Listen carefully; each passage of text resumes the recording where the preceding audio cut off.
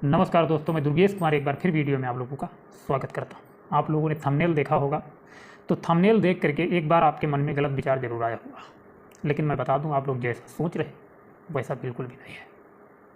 दुनिया में माँ की ममता के आगे कोई प्रेम नहीं टिकता, और माँ से ज़्यादा प्यार औलाद को कोई कर भी नहीं सकता।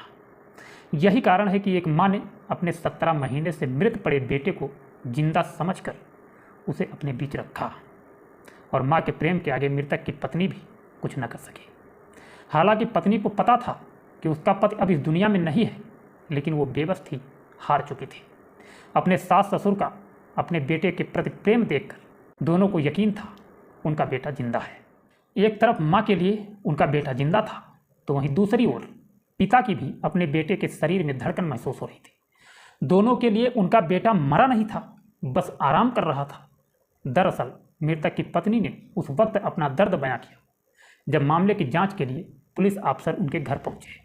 और शायद इतने शब्द हमारे अंदर नहीं है, हमारे पास इतने शब्द नहीं हैं जो उनका मैं दर्द बयां कर सकूं।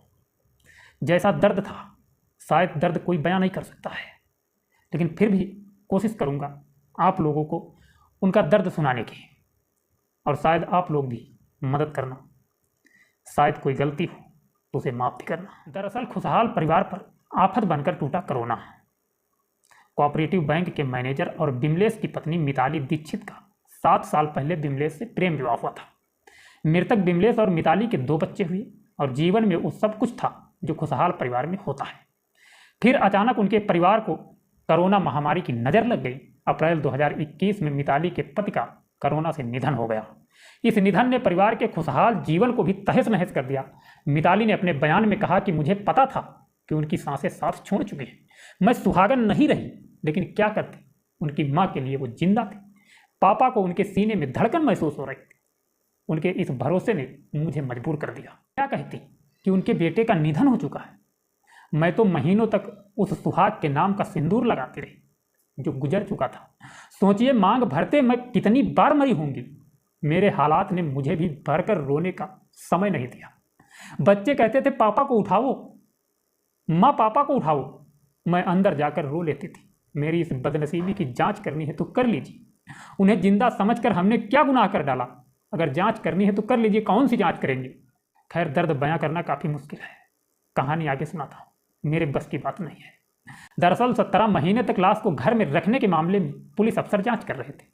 मृतक बिमलेश की पत्नी मिताली का बयान दस्तावेजों पर दर्ज किया गया। पुलिस अफसरों ने मिताली को जो बयान दर्ज किया था उसमें बेइंतहा दर्द छिपा है। बयान में मिताली ने कहा कि बिमलेश की मां को उनका बेटा जिंदा लग रहा था।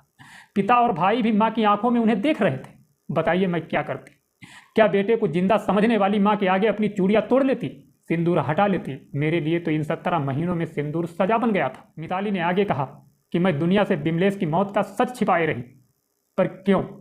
क्या कोई लालच था? उनके ऑफिस में पूछ लीजिए, हमने उनकी तनख्वाह, मेडिकल या किसी तरह का कोई क्लेम किया है क्या? वहीं पुलिस द्वारा हुई जांच में साफ हो चुका कि इस परिवार ने ऐसा कोई क्लेम नहीं किया। संयुक्त पुलिस कमिश्नर आनंद प्रकाश तिवारी ने बताया कि मिताली समेत पूरे परिवार का बयान दर्ज होने के बाद बाकी तथ्यों पर जांच की जा रही है। बहुत दर्दनाक घटना, दर्द बयान नहीं किया जा सकता है। जो दर्द था, थंबनेल देख करके बहुत से लोगों के अंदर विचार आए होंगे कि शायद वो महिला गलत थी, पति को उसने मार दिया होगा, लेकिन ऐसा कुछ नहीं था। मजबूर थी बेचारी, खुद अपने सास ससुर के सामने अपने पति को जिंदा होने का ढोंग करती रही। बेचारी मजबूरी बस, आखिर क्या करती। एक बार फिर कोशिश करता हूँ दर्द बयां करने का उस महिला का। फिलहाल शब्द नहीं है, कोशिश ही कर सकता हूँ। कहती है पूरे 17 महीने तक उनकी लाश घर पर रखी रही।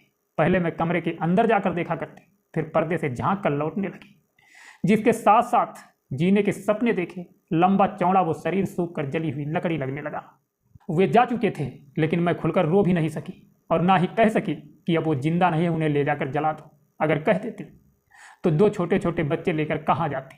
भरे पूरे परिवार में मैं टहलती रही। मिताली का फुसफुसाता सवाल हवा में झूल कर रह जाता। उनका चेहरा लस्त पस्त, हल्की ठंडक वाले मौसम में भी पसीने से तरबतर। बेचारी सूती दुपट्टे से बार बार खुद को पूछती और कहती, इतने दिन सिंदूर भी लगाया, करवा चौथ भी किया, जानती थी कि वे मर चुके हैं, लेकिन जब सामने शरीर रख दिया जाए तो भला कौन पत्नी खुद को विधवा कह सकेगी, और कह भी दे तो कौन चैन से जीने देगा। तकरीबन 30 साल की मिताली उस परिवार का हिस्सा है जिसने मोह में भरकर एक लाश को घर में संजोए रखा। एक दो दिन नहीं या महीने भर नहीं, पूरे 17 महीने तक। सितंबर में घर पर पुलिस आई और लाश की बाकायदा जांच परख के बाद उसे दोबारा मृत घोषित किया गया। इसके बाद ही कोयले जितनी काली पड़ी और सूख कर ममी बन चुकी लाश का अंतिम संस्कार हो सका। ये अलग बात है कि मृतक की मां को अब भी यकीन नहीं कि उनका बेटा मर चुका है। मिलने पर रोते हुए कहती है, धड़कन चल रही थी, उसे जिंदा ही जला दिया गया। इस अजीबोगरीब घटना के साथ ही कानपुर के रोशन नगर की अनाम सी गली का एक घर चर्चा में आ गया।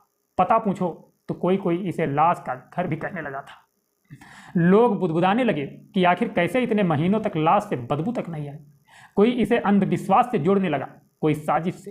परिवार के तकरीबन सारे लोगों ने कुछ ना कुछ कहा, सिवाय मृतक की पत्नी मिताली के। वे दूसरी मंजिल के अपने कमरे में बंद रही। एक अर्ध सरकारी बैंक में काम करती मिताली फिलहाल छुट्टी पर थी, ताकि लोगों के सवालों और नज़रों से बची रह सके। मुझसे मुलाकात को राजी होते हुए कहती है, वीडियो मत बनाइए, ना ही चेहरा दिखाइए, लोग परेशान कर देंगे। बोलना चाहती हूँ, आप सुन भर लीजिए। साजो सामान बाजू में धर चुका, मोबाइल कवरेज से बाहर अब मैं सिर्फ कान, जो 500 दिनों से चुप रहे थे, पत्नी को सुन रहा। अब बेचारी वो महिला कहती है और मैं सुन रहा हूँ। साल 2016 में हमारी शादी हुई। मैं कानपुर में नौकरी करती थी, वो दिल्ली में।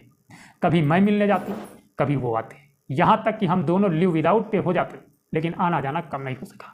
वो जिंदगी के सबसे खूबसूरत दिन थे, सपने ही सपने परिवार के, अच्छी जिंदगी के, घूमने फिरने के। इस बीच एक बेटा हुआ और फिर बेटी। अप्रैल 2021 ट्रांसफ़र के बाद वे अहमदाबाद में थे। मैं भी महीने भर की बेटी के साथ वहीं थी। तभी उनकी तबीयत बिगड़ी। हम कानपुर आए। कोविड का दौर था। जैसे तैसे एक अस्पताल ने उन्हें एडमिट किया। 5वें दिन से हालत बिगड़ती चली गई और डॉक्टर ने डेथ सर्टिफिकेट बनाकर दे दिया। हम रोते रहे, मिन्नतें करते रहे कि एक बार ठीक से जांच ली, लेकिन उस डॉक्टर ने खुद उनकी लाश को उठाकर हमारी गाड़ी में पटक दिया। कहा, रोना धोना कहीं और जाकर, बस इसे यहाँ से ले जाओ। घर लौटकर हम अंतिम संस्कार की तैयारी कर रहे थे कि तभी किसी ने ऑक्सीमीटर उनकी उंगली में लगा दिया। पल्स दिखने लगी। हल्ला मचा कि वे जिंदा है। आनन फानन कमरा तैयार हुआ, लकड़ी का तख्त लगा और उन्हें वहाँ लिटा दिया गया। यहीं से सब बदल गया। बताते हुए मिताली पलके छपकाती है, ना आंसू गिरते हैं, आंखें सूखी हुई हैं, जैसे 17 महीनों की बारिश के बाद तेज धूप सब सोख ले। पूरी बातचीत में एक बार फिर वो अपने पति को लाश या बॉडी नहीं कहती। हाँ, धीमी आवाज़ में ये जरूर दोहराती है कि जब पूरी फैमिली ही भ्रम में रही तो वो अकेली क्या कर लेती। फिर हमने सवाल उससे किया कि आखिर तुमने करवा चौथ क्यों किया। बेचारी कहती है, कैसे नहीं करती, भले मर चुके हों, लेकिन सामने शरीर रखा था, सब उन्हें जिंदा मानते थे, तब मैं व्रत कैसे नहीं करती। कभी ये भी सोचती थी कि क्या पता वाकई चमत्कार हो जाए। बैंक में अच्छे पद पर काम करती मिताली के चेहरे साथ साथ आवाज़ भी पसीने से डूबी हुई लगती है। ये जानते हुए भी कि पति मर चुका है, वे उसे जिंदा मानने को मजबूर थे। मायके में या बैंक के अपने साथियों को नहीं बताया। मायके में कोई मजबूत सहारा है ही नहीं। ऑफिस में कहती तो बेकार की बात पड़ती। सबको यही कह रखा था कि वे कोविड के बाद से कोमा में है। कोमा में होने की ही बात पूरे परिवार ने अड़ोस पड़ोस में दोहराई थी। मर चुके बेटे को अप्रैल से लेकर अक्टूबर 2021 तक ऑक्सीजन लगाई जाती रही। उसे नहलाया धुलाया गया, यहाँ तक कि माँ बीच बीच में पानी में घूंट भी पिलाती रही। मिताली सब कुछ देखती। महीने भर की बेटी चलने लगी। 5 साल का बेटा पापा कब जागेंगे जैसे सवाल करने लगा। तब जाकर धीरज टूटा। उन्होंने पति के डिपार्टमेंट को चिट्ठी लिख दी कि वे आकर देख जाएं, बता दें कि मृतक इनकम टैक्स विभाग में काम करता था। अप्रैल 2021 से वो अनिश्चित समय के लिए छुट्टी पर था। जांच पड़ताल शुरू होते 17 महीने बीत गए। आखिरकार पुलिस आई, जांच हुई, तब जाकर दबाव में ही सही घर वालों ने लाश का अंतिम संस्कार किया। इतने वक्त झूठ में जीना पड़ा, अब कुछ तो राहत मिली होगी। ऐसा सवाल करने पर वो भेद देने वाली नज़रों से देखती, जिसमें गुस्सा भी, डर भी और डूबते हुए पानी से निकल आने वाली राहत भी। कहती है, हम कोई आर्मी में तो नहीं कि पति की मौत के लिए दिल से तैयार रहते। वे चले गए, मानना तो था ही, देर से ही सही। मिताली के हाथों में कांच की 2 चूड़ियाँ दिखती हैं। माथे से ब्याहता की निशानी जोर लगाकर मिटाई हुई। नई उम्र में भी अधेड़ों जैसी थकन और बुजुर्गों से ऊब। बार बार कहती है, बच्चे छोटे हैं, उनके लिए जीना है, कुछ दिनों बाद वापस बैंक लौट जाऊंगी, तब तक लोगों के सवाल भी छोटे हो जाएंगे।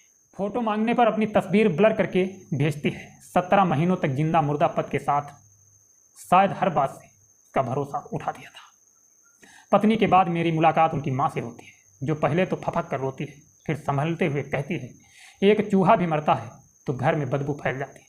फिर ये लंबा चौड़ा शरीर था, बताओ भला हम कैसे रख लेते हैं। उसे जलाने ही जा रहे थे कि तभी शरीर में हरकत दिखी, धड़कन चल रही थी। पहले हमने नबज टटोली, फिर कंपाउंडर को बुलाया। ईसीजी में दिल की धड़कन दिख रही थी, वो जिंदा था। अब भला कौन सी माँ अपने बेटे को ऐसे जलाने देगी। हमने रोक लिया। वे संभल कर सारी बात बता रही हैं। कोविड में एकदम से चले गए बेटे की मौत को ना माँ मान रही थी, ना पिता और भाई। बड़े भाई साथ ही बैठे थे, जो कई बार कह चुके थे धड़कन तो चलती थी। शुरू में माँ मुंह में पानी डालती तो वो अंदर भी जाता था। खैर, इस घटना से हम लेना चाहेंगे। याद मिलेंगे नेक्स्ट वीडियो में। अपना ख्याल रखना, अपने परिवार का ख्याल। जय हिंद, जय भारत।